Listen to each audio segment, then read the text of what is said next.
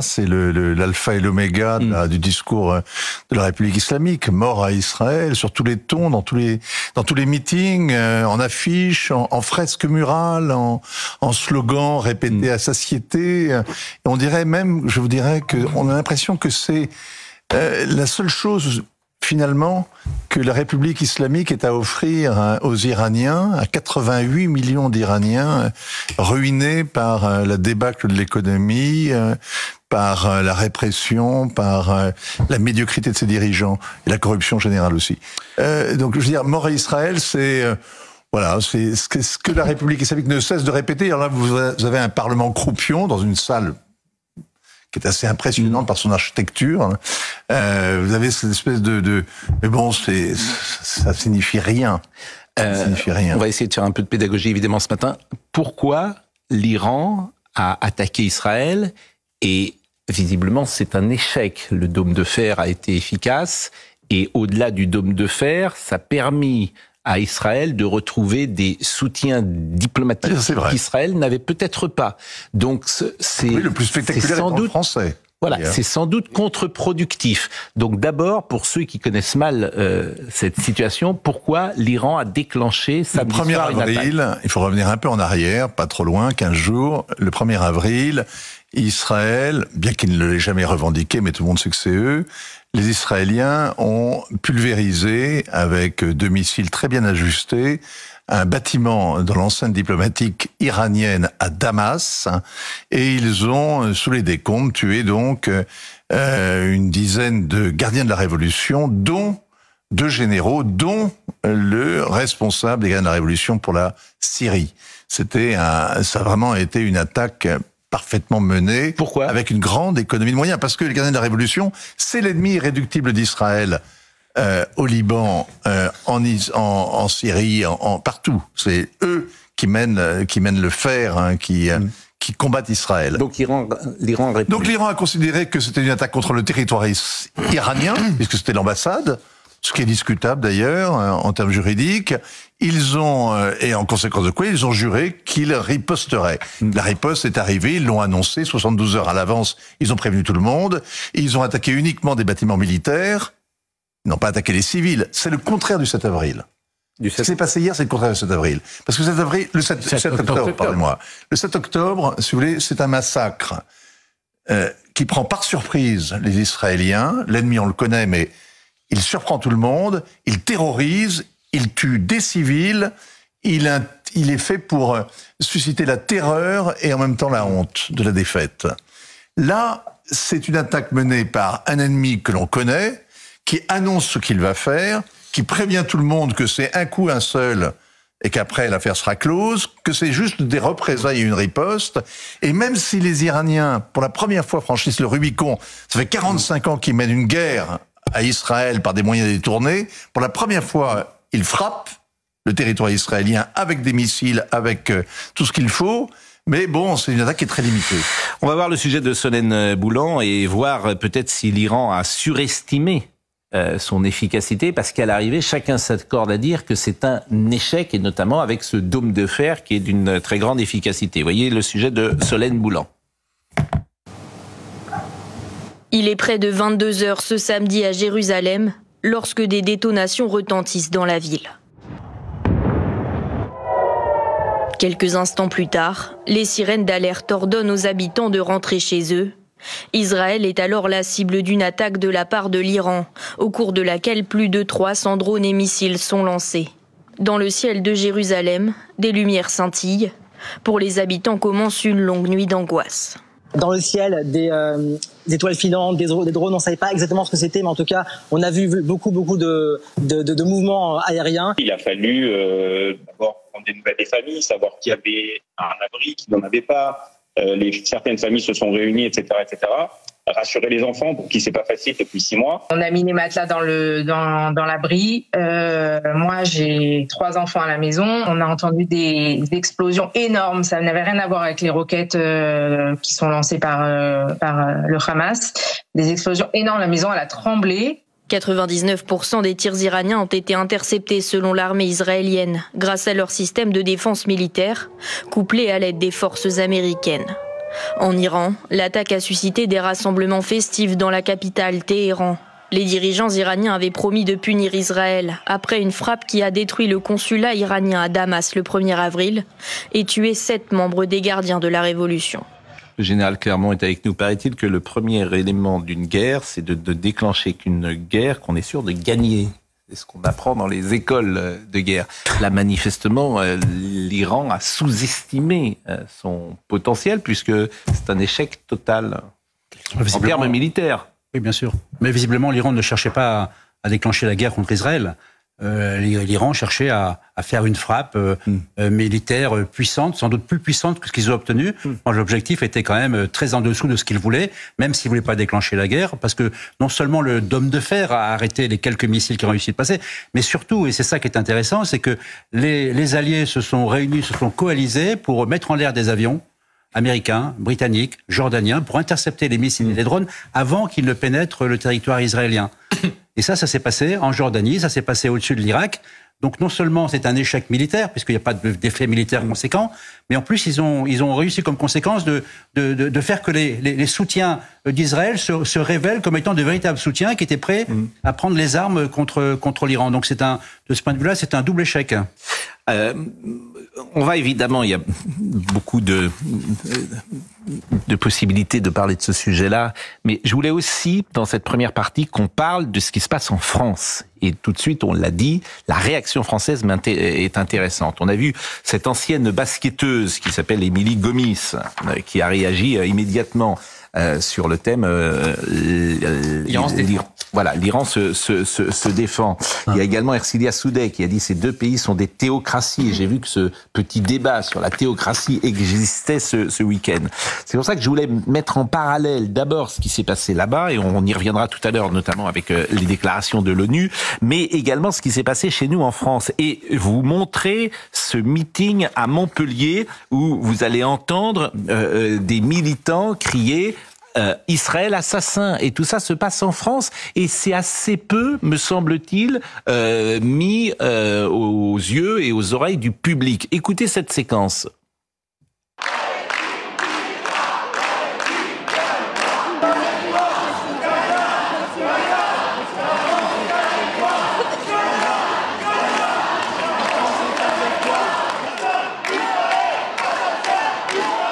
Bon, c'est exactement ça.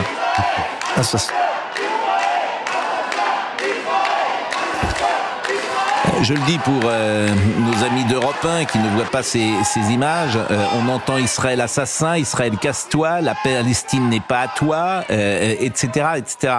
Donc ça se passe quand même en France. Et vous allez écouter Rima Hassan qui est sur la liste de la France Insoumise, et je voulais vous faire réagir là-dessus dans cette première partie. La Palestine est un sujet européen, car nous sommes tous, d'une manière ou d'une autre, des Palestiniens.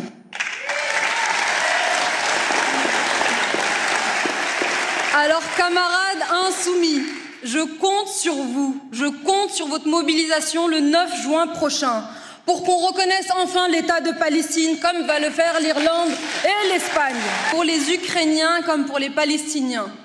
Nous sommes le camp de la paix. Bon, là on est sur de la politique intérieure, bien sûr, et de la communication intérieure, parce que les Européennes arrivent. Et je voulais vraiment qu'on décrypte ça, parce que ça me paraît extrêmement important. Non mais ils scandent pas encore mort à Israël comme en Iran, mais on n'en est pas si loin. Israël, casse-toi. Ça veut dire quoi?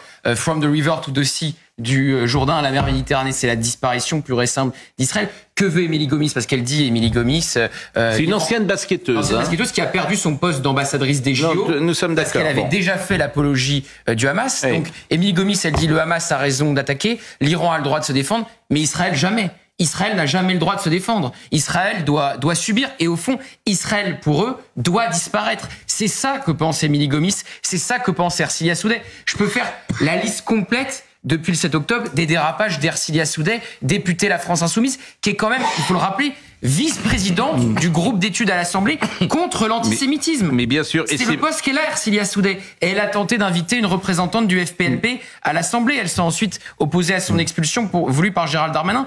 Elle s'est affichée avec Salah Hamouri, franco-palestinien mis en cause dans la tentative d'assassinat d'un rabbin. Donc voilà, c'est logique et pas étonnant. Et Frédéric Aziza, que vous connaissez sur Radio J. Non mais c'est intéressant parce qu'il a mis en ligne tout à l'heure une affiche « Libre Palestine ». Ce logo apposé sur l'affiche de Jean-Luc Mélenchon pour son meeting du 18 avril à l'Université de Lille assume donc la Palestine libre de la mer au Jourdain, prônée par Madame Rima Hassan. En clair, la destruction de l'État d'Israël devient un thème de campagne. Et bien sûr. Donc c'est voilà, ça me comment? C'est formidable d'importer chez nous un conflit insoluble et vous savez, la guerre, il y a que des mauvaises solutions, donc c'est extrêmement. Non, mais c'est très intéressant. En fait, c'est la première fois. C'est la première fois dans l'histoire de cette région, et je le répète, c'est pourquoi j'ai voulu vous entendre là-dessus, que ce conflit importé pour les raisons que nous savons, parce qu'il y a une immigration très forte en France, on voit bien les conséquences en l'espèce d'une immigration forte, et que c'est un nouvel électorat qui est visé à travers cela. Vous avez tout à fait raison. Il y a une chose qui, à mon avis, qui est importante. J'enlèverai le mot dans ce que vous avez dit, Gauthier, le mot pense. Ercilia Soudey pense. Vous avez raison, c'était lui prêter trop d'ambition. Parce que ces gens-là connaissent rien à la Palestine. Il y a eu ce moment magnifique de vérité quand Mathilde Panot est interviewée par un journaliste qui s'appelle Steve Jourdain sur la chaîne parlementaire. Il lui demande est-ce que la Palestine est à l'est ou à l'ouest du Jourdain, et qu'elle est incapable de répondre à cette question. Ce qui, à mon avis, est en train de se jouer, c'est que Kamel Daoud a magnifiquement décrit la manière dont, dans son pays, en Algérie, la cause palestinienne était fétichisée, mais pas du tout pour défendre la réalité de la Palestine. Ça devenait une sorte d'idée abstraite, de fétiche destinée à devenir le cache-sexe de toutes les répressions, de toutes les privations de droits civiques, de tous les blocages, de tout ce qui les paralysie, qui empêtrait le régime algérien.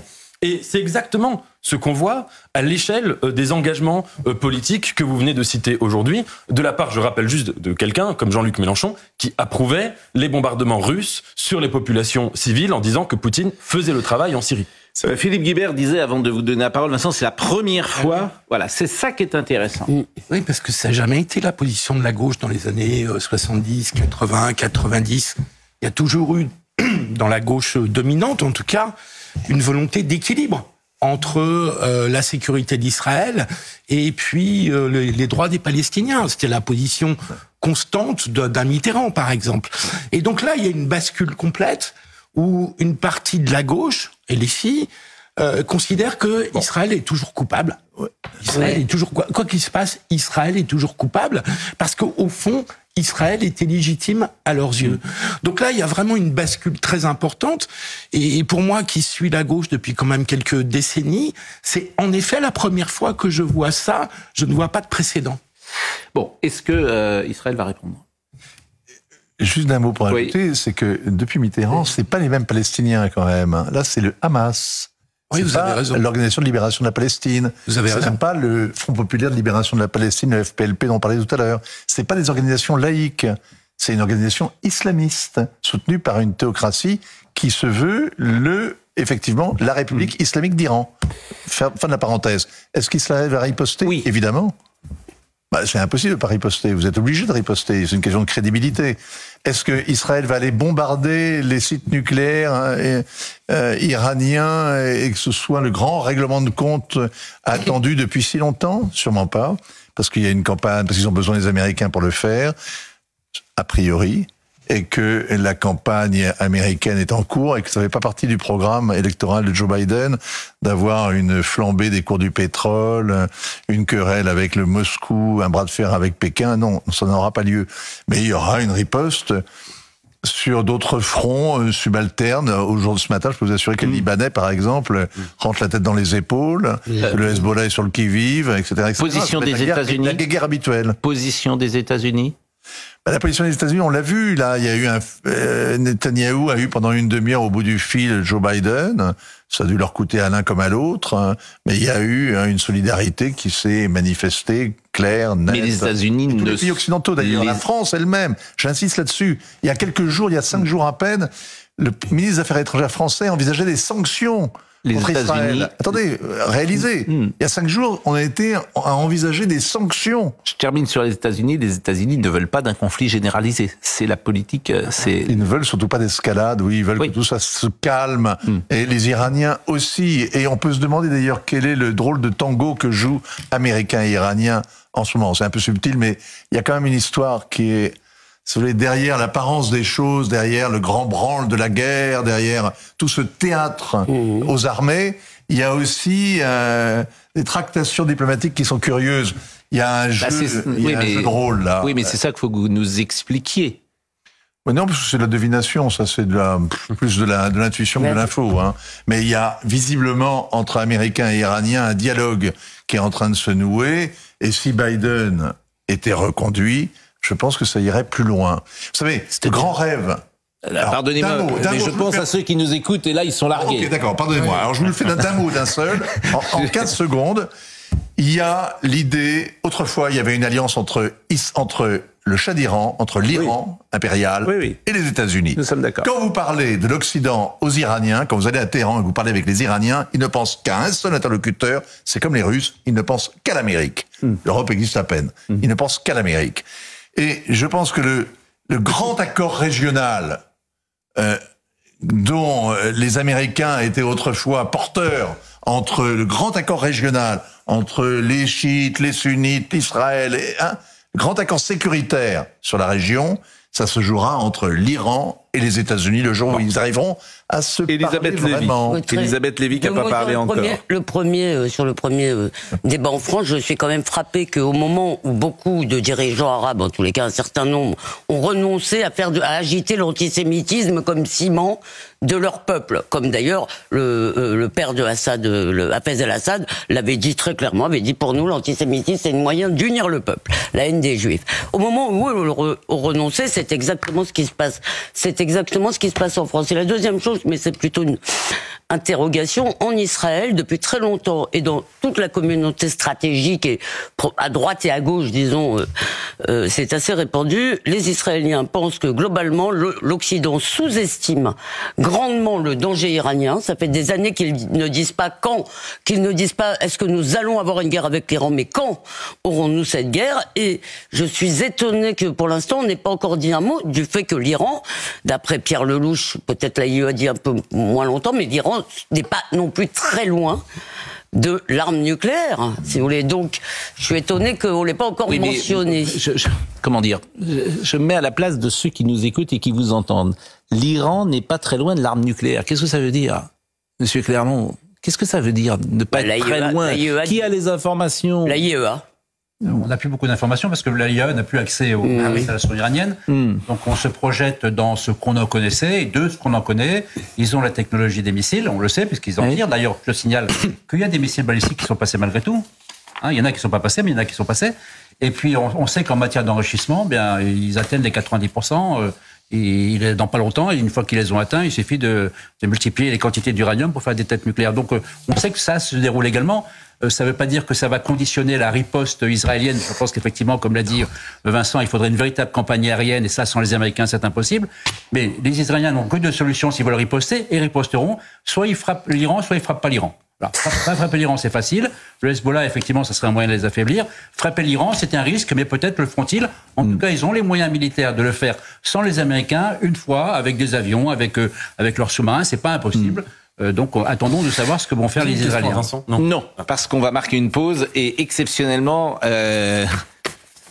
d'habitude, nous avons notre ami Thomas Hill qui est là et aujourd'hui, c'est un jour particulier. Donc, exceptionnellement, on va peut-être prendre quelques secondes en plus pour saluer un jeune animateur qui va faire ses débuts sur l'antenne d'Europe 1 puisque c'est le joker de Thomas Hill et c'est notre ami Jean-Pierre Foucault. Ça me fait plaisir, évidemment, Jean-Pierre, de vous voir. Salut, et c'est Pascal. Vrai que cette semaine, puisque Thomas Hill est en vacances, il a quand même le plus beau joker de l'histoire de la télévision puisque c'est Jean-Pierre Foucault. Non, ça vous fait plaisir, cher Jean-Pierre, d'être à l'antenne? Eh bien, ravi de vous voir, Pascal. Je vous suis chaque matin, fidèlement. Je suis heureux d'être là. Mais je rassure tout le monde, uniquement pour 5 jours. Donc, vendredi, c'est décidé, à 11h, je repars. Oui, mais ça veut dire quand même que le plaisir de ce métier, le plaisir est intact. Le plaisir de faire de la radio, tout simplement le plaisir, ce joli mot. C'est un plaisir, vous avez raison, intact. J'ai commencé il y a quelques décennies, en attention, accrochez-vous, 1966. Et donc ça fait quelques années que j'ai fait de la radio. Je me suis arrêté il y a quelques temps ici à Europe avec Cyril Hanouna et me voici de retour pour 5 jours. Eh ben merci en tout cas, et puis les auditeurs d'Europe 1, on les salue, et vous êtes à l'antenne jusqu'à 11h comme tous les jours donc de la semaine, et nous allons poursuivre évidemment l'actualité sur CNews. Après cette pause, il est 9h20.